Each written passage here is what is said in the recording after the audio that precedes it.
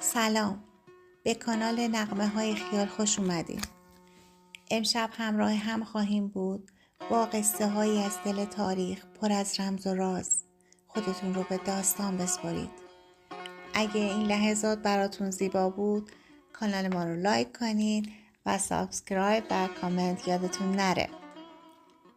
حالا با من همراه باشید تا به سراغ داستان امشبمون بریم.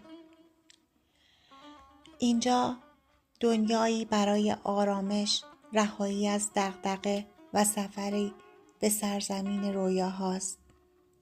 حالا توی یه جای راحت دراز بکشید و بدنتون رو آروم کنید.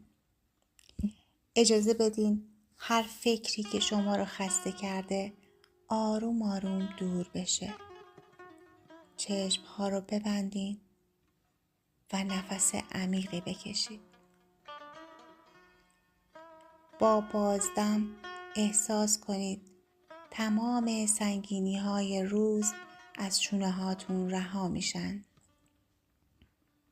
در آرامشی نرم و دلنشین خودتون رو آماده کنید برای شنیدن داستان. در دل بیابانی گرم و طلایی قبیله آمریان خیمه زده بودند. در میان آنان دختری بود به نرمی نسیم و به روشنی ماه. نامش لیلی بود. چشمانش چون شب و لبخندش چون سپیده دمی که آرام از دل تاریکی برمیخیزد. در همان سرزمین پسری میزیست به نام قیس. نوجوانی خاموش اما پر از شور پنهان. هرگاه از کنار خیمه آمریان می‌گذشت، قلبش بی اجازه می‌تپید و یک روز نگاهش با نگاه لیلی گره خورد. نه سخنی گفتند، نه دستی دراز شد، اما دل بی صدا فریاد زد یافتمت.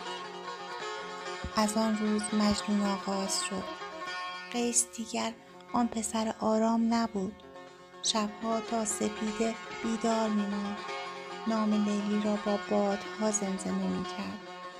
در چشمانش خواب نبود، فقط تصویر چهره‌ای بود که حتی نسیم هم جرأت گفتنش را نداشت.